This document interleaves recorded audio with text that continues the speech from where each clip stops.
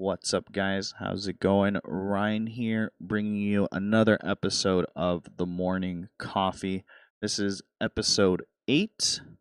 I know that this is a different day from when we usually record, but yeah, we had Veterans Day over here in the United States yesterday, and at least it was observed yesterday. It was technically on Sunday, so we had the day off over here, so I was spending some time with some family and friends. So pushed the episode to today, and we will still have an episode tomorrow, Wednesday, and on Friday as well.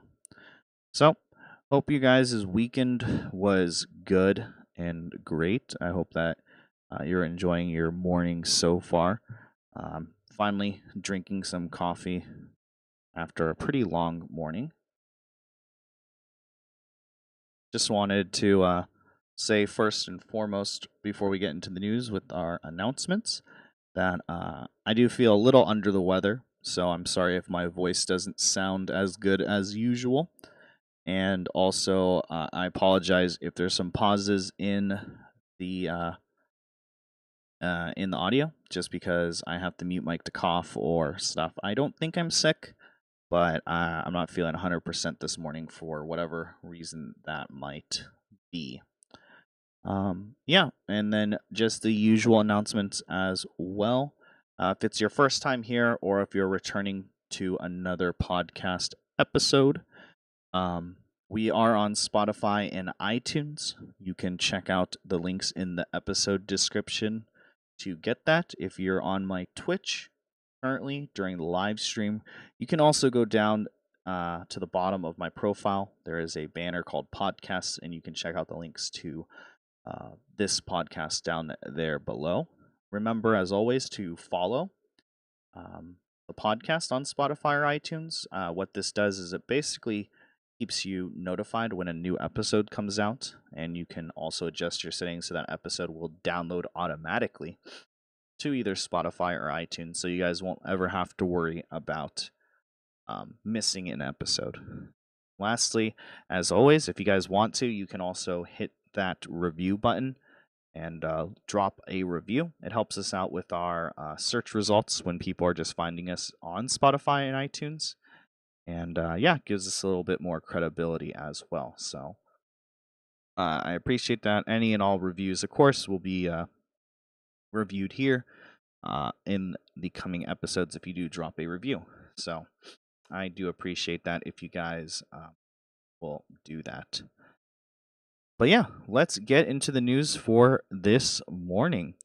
We got a handful of articles here today and a handful of PSA announcements that I found pretty interesting, that we can probably chat about for a little bit.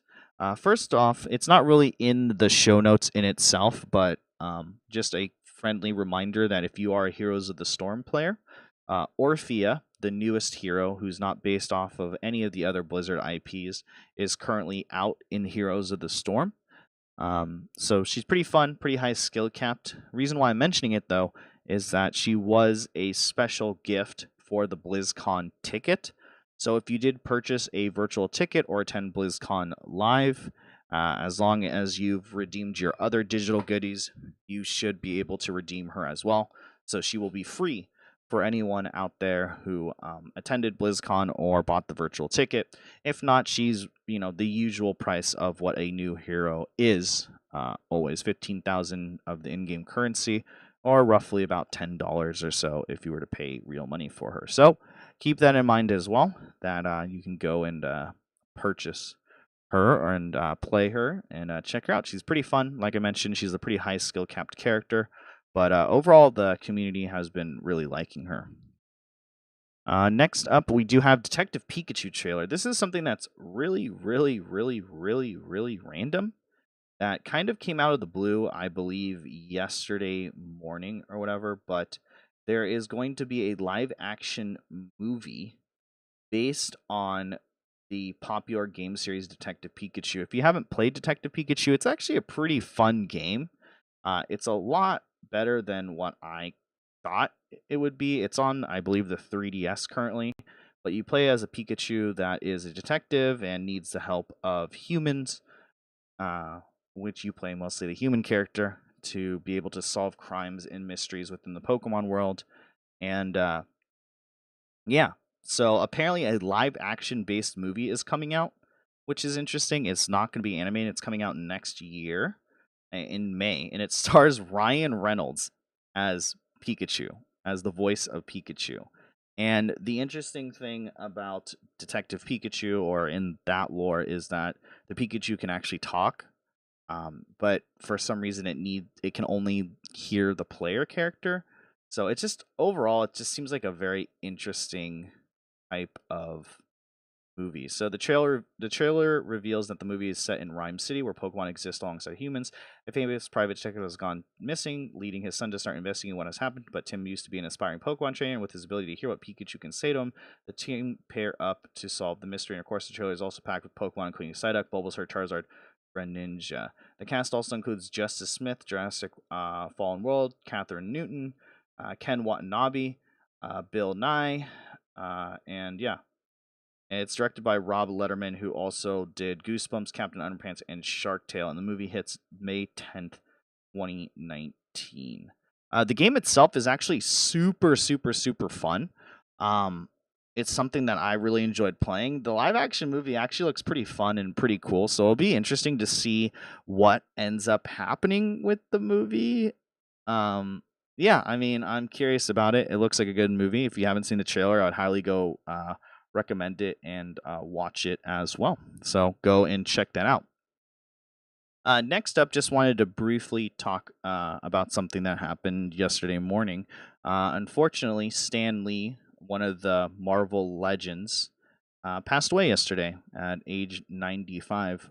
For anyone who doesn't know who Stan Lee is, he created a lot of the iconic Marvel characters that we know and love today. And obviously, um, in recent years with the whole superhero phase and fad coming through and getting super, super popular, it's, something that kind of propelled him into a bigger role outside of, I guess, the comic book world. And I don't know, whether you like or hate the movies, it kind of became a cool thing to be into, I guess, comics or superheroes in a way.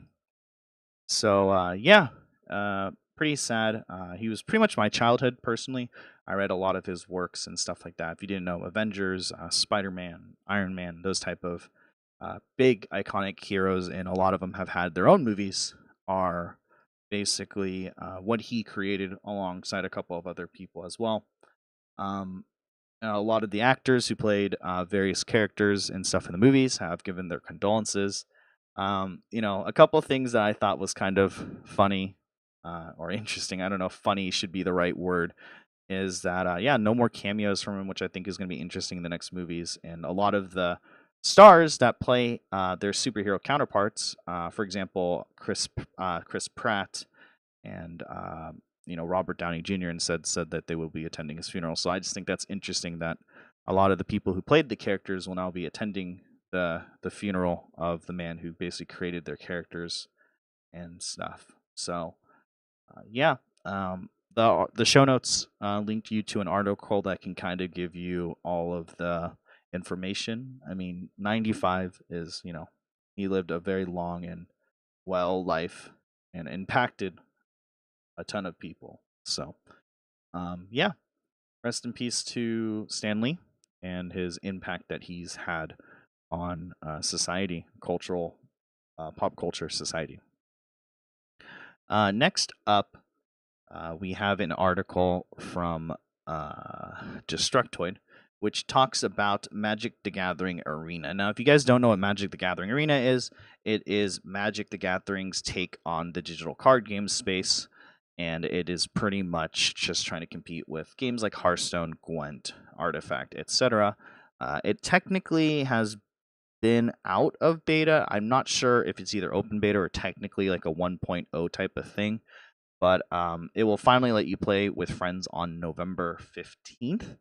I find that interesting that it didn't release with that feature, but in 2 days of this recording, Magic Arena will let you play. It says Right now it's open beta. Okay, so it's open beta or whatever. So you can spend real money, but still very much in beta, lacking several major features like playing with friends. It changes on November 15th, as the direct challenge system will be patched into the game, allowing folks to directly meet up and play for fun. No quests can be completed in direct challenge at this time. So keep that in mind as well. One of the features that I've personally enjoyed about Hearthstone is that you can complete quests versing your friends, and you can also borrow your friend's decks. It just looks like, though, it's going to be a basic type of thing where you're just going to be able to compete with each other and play against each other and use your own decks and stuff like that. I haven't really dabbled much into Magic the Gathering Arena. If you guys haven't, as well, just a little background with it. It's currently only in standard format, which I don't really prefer. I like to play modern or pauper, which pauper doesn't really have that huge of a community. So unfortunately, there's not many play modes available, which I think is something that Magic should really get on, and is the key to successful Magic, just games in general. Is that there's so many different cool formats to play that Magic has basically sanctioned, right? Which I really like. So keep that in mind. But yeah, it is technically free to play. It is pretty generous at the start with packs and decks and all that type of stuff. If you haven't played Magic before, I will warn you, it is kind of a high learning curve. The tutorial does a decent job with it, but there is just in general a lot to remember with Magic the Gathering overall. So keep that in mind. But thank you, Magic, for letting us play with friends. That's be pretty cool. Just add a couple more features on top of that, and it would be really, really fun to play. Next up, we have a article about Microsoft. They ended up acquiring RPG Studios and they ended up acquiring Obsidian Entertainment and In Exile. If you don't know any of these companies, Obsidian ended up making games like Fallout New Vegas and Pillars of Eternity, and In Exile created Wasteland 2 and The Bard's Tale. So both companies have come out with some pretty iconic games, and they were in final talks last month and stuff like that, so it's not very surprising. There's a couple of videos that show the announcements of the trailer or whatever, and like what it means to them and stuff like that, with some pretty long explanation. Each video running about, let's see here. Obsidian's is going about 6 minutes or so. It's kind of chatting about what that means to be acquired by Microsoft, and Exile also making like a 3 to 4 minute video or whatever. But one of the things that was said is that one of the common things you've probably read about is the tenacious nature of survival for mid-sized game companies like ourselves, says Fargo, presumably referencing any number of the recent closures and layoffs. A lot of it we can talk about Telltale Games, for example, and all that type of stuff.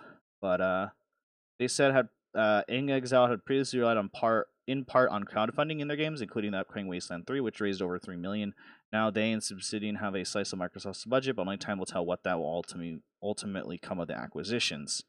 Microsoft has been expanding the internal collection of studios rapidly. At E3, they announced 4 new purchases. Compulsion Games, which is We Happy Few, Ninja Theory, which created Hellblade, Playground Games, which is Forza, and Undead Labs, which is State of Decay. They also created a new studio called The Initiative. These 2 announcements bring the total to 13. If you didn't know, The Initiative was like a studio that they announced where it would pretty much acquire like good game studios and good devs and bring them into the Microsoft family. So yeah, it'll be interesting. Microsoft first-party games tend to come to PC. It's interesting, right? I think Microsoft has gone away from kind of developing their own games, quote-unquote own games, for a while now, and they've just been acquiring studios and putting them kind of under the Microsoft umbrella, and from there have been, putting their stamp of approval and budget on there. So it should be interesting with these games having new budgets and stuff like that. They'll have more to work with, but I'm hoping it doesn't create a laziness that sometimes happens from acquisitions where their new games are just not, might look really good, might seem really polished, but overall the game kind of just loses, the feeling of the game itself. So hopefully that doesn't happen, and hopefully they will be able to make some great games. We'll definitely talk more about this and see how these games do in the future. Quickly, just wanted to also mention that Nintendo is doing their Black Friday 2018 deals, and those are coming up pretty soon. We'll probably have an episode coming up here, probably around Thanksgiving time or a little bit before that, where I will try to consolidate some of the best deals for Black Friday. Personally, I'm not a huge Black Friday shopper. I'm just not really an impulse buyer. If there's something that comes to mind that I'm like, oh, I need that, I will snap buy it instantly. But it's usually already in the back of my head, I need this. For example, I would like to eventually get a green screen setup or something for my room, but unfortunately, since it's pretty small, I've been looking at Elgato green screen and other type of green screens as well that are easy to take down. So something like that went on sale, yeah, I'd probably insta buy it. But at the same time, I'm not the type of person to look for deals and say, oh wow, this TV is this cheap, I'm just gonna buy a TV. Why not? I'm not really that person, but games are pretty good, and that Steam and GameStop and all those type of places are going to have those Black Friday deals. So Nintendo came out with some that are pretty cool. There's a Nintendo Switch bundle with Mario Kart 8 Deluxe for $299, which is $60 off. Essentially, the console itself is $300, so you'll be getting Mario Kart Deluxe for free. Keep in mind that it is a digital copy of the game, and it is not a physical hard copy, if that matters to you at all. That bundle is going to be at Target, Best Buy, and Walmart. So keep that in mind as well. You also have Nintendo Switch Joy-Con wheel accessory for $14.99. It's just an accessory that you can put the controllers in, and it feels more like a steering wheel. Not that great, but I mean, if you want to get that, go for it. And then also Nintendo Labo, which is the thing where you can make creations or something with cardboard and make like robots or vehicles or whatever. They're going to go for two for $99 at Best Buy, which is about $40 to $50 off. And the Nintendo DS, or that's also a Best Buy only deal. Just keep in mind that with the Labo kits. And then lastly, if you're looking for it says here, if you're looking for a video game stocking stuffer, Nintendo's new Super Mario Maker bundle for 2DS is $80. I didn't even know that 3DS and 2DS were still a thing, but here we are.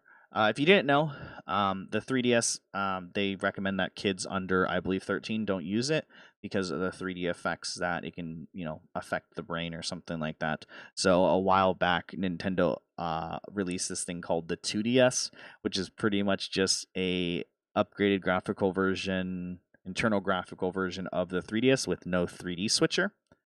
And so, they will be coming out with the 2DS for $80. And you'll get a yellow and red Nintendo 2DS with the pre-installed copy of Super Mario Kart or Super Mario Maker for Nintendo 3DS. Night Wolfpack said in my chat, I'll make you a fleece green screen, easy peasy. I'm getting my ski equipment this Black Friday, lol. And then he said, I do need a large hard drive or an NAS. Yeah, that's something that I'm probably going to be looking at as well. I might wait until near the end of the year, though. When I get my Christmas bonus, I do need to upgrade my PC setup and rig.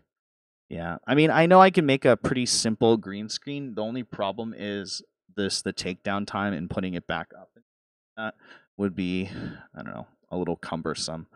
So, I can't really justify buying like an expensive green screen because the Elgato ones go for, in my opinion, a lot of money, around $150. But if they do have sales on it, I might spring and just yoink and grab one though. But yeah, PC parts I definitely need to get. I haven't upgraded my PC in 2 years, and back then it was a motherboard and a graphics card. So I definitely need to probably upgrade like the RAM and stuff like that. Probably the SSD as well. I do need to get a new SSD that's just bigger, better.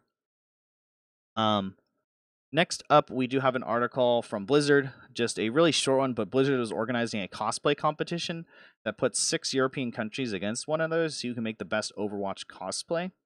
It's called Overwatch Cosplay Battle, and 3 cosplayers from each country of France, Germany, Italy, Russia, Spain, and UK will work for 3 months on a single costume. Each team's costume will be influenced by community vote. The voting page isn't live, but it should be soon. Blizzard will announce the winning costumes from the fan vote on November 26th. So they've been working on them for a while. I believe some of them were even at BlizzCon, but they've also created a panel of judges. Rachel Day and Renewed Galland, professional will be joined by professional cosplayers So Senkai and Kamui to determine the winners. The judges will ultimately determine the grand prize winners. Fans will get to vote on a community favorite as well. There is no real not from this at least. Maybe there is something that is on the Blizzard pages. Maybe that's up. No, site has not been created yet. But I guess when the site does go live, it will be at, let's see here, cosplaybattle.playoverwatch.com is the website once that goes live. And that'll probably be up, around the time that you guys are listening to this podcast, hopefully. I do not see anything announcing. We can look it up really quick, but I do not see anything announcing what the prize for this Overwatch cosplay thing is. So let us see.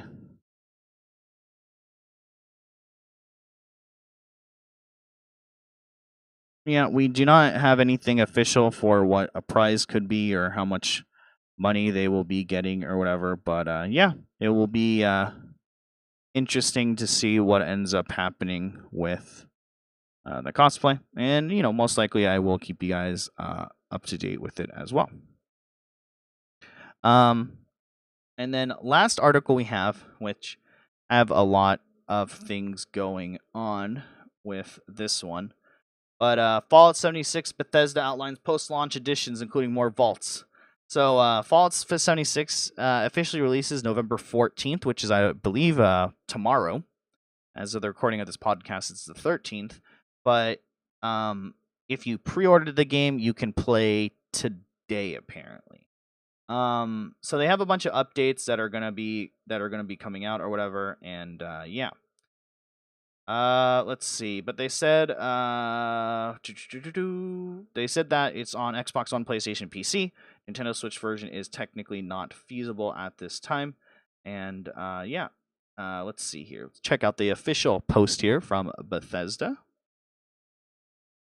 See what they have to say about everything.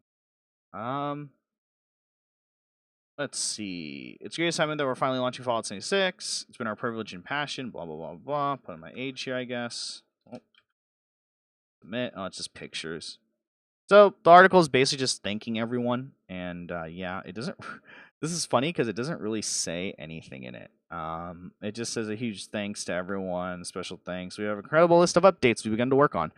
Camp building improvements, new quests and events, new vault openings, character mapping, and faction-based PvP system. So I mean, just general stuff that it's like, wow, I'm shocked that you're actually going to be launching this type of stuff into the game. Like, it's very obvious. I did get to watch and play some of the Fallout 76 beta, and I will say that I do have some gripes with it. To be fair, I'm not the type of person who enjoys Bethesda. I feel like they are a gaming company that for some reason in the media allows for a lot of things to slide, even though in my opinion they're up there with like Activision when it comes to like their coding and their games breaking and the glitches that they have in their game. They might not just be my type of games. So keep that in mind when I do express these opinions. Also, Fallout 76, if you guys didn't know, is more of a H1Z1 Just Survive or Rust type of game where a Fallout 76 skin is on top of it. There's no NPCs in the game. All story is done by audio tapes, and the only NPCs you'll interact with are other players. A couple things that I don't like about the game, though, from what I understand and from what I've tinkered with it, the FPS is hard capped at 60 FPS. This isn't a problem for console players, but for PC players, this is kind of annoying. They found out that if you turn it up beyond 60 FPS, the way that they coded the game, that frame rate is hard coded within the game itself. So at 120 FPS, you will be running twice as fast, be sighting down aim twice as fast, shooting twice as fast, and everything else will also be twice as fast as well. So the game looks super, super goofy and basically just crashes because it can't handle the server load. Also, everything is server client side, so even when you loot something, there was some really long loading screens just to check the inventory of certain creatures that you've killed, which I don't really care for or like. But yeah, the last thing that is maybe not going to be a concern for you guys, but is kind of a concern for me, is that it does seem like there's no push to talk. Now, correct me if I'm wrong on that. You guys can send me your angry emails as always. But from what I understand, there is no type of like push to talk feature. It's either you fully mute or you fully have it on open mic. And just an FYI for you guys, open mic starts at character creation. So I was actually playing with a buddy of mine, and we were going through character creation, and these people, like somebody was just mumbling in the background while my friend and I were talking. And at one point they were just like, "Hey, can you shut up?" And I was like, "Who the heck is this person?" It ended up just being another player. I don't know why, but open mic is on the whole time, and I don't know if there's a hotkey to switch it on and off. We weren't able to find it. So yeah, it's really annoying to have to deal with that, and I can see it from a streaming perspective being really annoying. I want times where I can just talk to my friends on Discord or talk to my Twitch chat, and then when somebody in game comes and up and approaches me, I can like RP and pretend I'm a different person. And it doesn't seem like you're able to do that, because the streams that I've been seeing and from what gameplay we were seeing, the people we ran into, like, they weren't even talking to us. They were just like having conversations with other people on their Discord or whoever they were playing with as well. So those are kind of my two complaints, beyond the fact that I don't really care for H1Z1 Just Survive or like Rust or those type of survival type of games. But it'll be interesting to see how it does. I don't plan on picking it up and playing it. If I do pick it up and play it, I will definitely be on a sale of some sort. Night Wolf Pack in chat said, "Yeah, the only way that Sony can pull off 4K is cap the FPS." That's probably true too as well on their gaming consoles. I'm not too surprised, but that is gonna make it a very non-streamable game. Yeah, that's what Night Wolf said. It's going to make it another very non-streamable game. Yeah, that's my issue too as well. Like I said, it might not affect a lot of people. It might affect some people. Being a streamer myself, I mean, that's kind of a disappointment that it's always either on open mic or it's on mute. And from what we understood, there was no way to toggle back and there was no like push to mute. So like if you wanted to unmute, it was like hit escape, go to options, unmute, choose the unmute button, do all this type of crap, right? So, the people we did encounter, like I mentioned, they were talking to their streams, they were talking to other people, or I would meet up with somebody and then someone in my chat would say something. I'd either have to choose to ignore or notify them when I was on my friend's stream. So it was, it's kind of annoying in that type of sense. And I don't know. I get what they're trying to do with it because they want like full 100% immersion. But in this day of age where people are making YouTube content or people are making streaming content and stuff like that, I just feel like that will probably be patched in. On top of that, the FPS lock is kind of annoying in that you can break that FPS lock probably with third-party mods, but it doesn't really matter because the game is almost unplayable on that or whatever. They completely shut down H1Z1 Just Survive. Yeah, they're not. Daybreak is not doing very well, unfortunately, at all. I mean, you see that in a lot of type of games when they merge servers together as well. That's like something that's not like too surprising. H1Z1 and Daybreak in general have been on decline for a while. I mean, their other titles aren't that great in my opinion. I feel like Daybreak's one of those people that either they created H1Z1, I understand that, but I feel like Daybreak is one of those people that has titles or obtains titles that are kind of scraping by, in my opinion. I believe they also do DC Universe Online, and they also do EverQuest 1 and 2, games that I just don't think people really play or are really involved in. But yeah, I got the email actually like a couple months ago that they were like shutting down, or like, just to remember, your stuff's gonna go away. I'm like, okay, I haven't played it in a while. It's fine. So, yeah. The last time I played H1Z1, I was never able to find a full lobby ever. Sometimes it'd only be like 15 to 20 people at max, and it would start at like the last circle or something like that. It was actually really funny. It was kind of fun because it went kind of like, yeah, it was fun. It was kind of like playing team deathmatch or something, or like hardcore team deathmatch, like one life or something. But it was bizarre. But yeah, Anyway, guys, that is it for this episode of the Morning Coffee. Thanks, as always, for people in Twitch chat that came by. Thanks for you guys on audio and who are listening to this recording to listen to me. As always, like I mentioned before, Spotify and iTunes links are down below in the episode script description. If you're coming from the live stream or if you're watching live during the live stream, you can just scroll down to the podcast panel and check out my podcast there as well. If you didn't know who I was talking to in Twitch chat, it's because you're not on Twitch, you're listening on audio or through YouTube VOD as always. So come follow the Twitch. We record the episodes the same day. We record / stream the episodes the same day that they come out as well. So come follow me, twitch.tv/Ryan Kubo, RYANKUBO, all lowercase, all one word. You can also follow me on Twitter and Instagram, same way as well, Ryan Kubo, RYANKUBO. YouTube, you can check it out if you want to see VODs of any of the podcast episodes that we have recorded. You can go check out those as well at SHIGEOS Twitch TV, all lowercase, all one word. And as always, if you want to follow the Morning Coffee podcast on just Twitter to get updates when we're going live, what articles we're talking about, updates to stream schedule and stuff like that as well, you can go follow that at twitter.com/morn, MORN, coffee, COFFEE pod. So thank you guys so much. I will see you guys tomorrow, Wednesday the 14th, for another episode of the Morning Coffee podcast. Might be a short one, but we will be here nonetheless. Thanks for hanging out with me, guys. Thanks for drinking some coffee with me, and thanks for listening to me talk about video games. Until the next episode, guys, I will catch you later. Take it easy.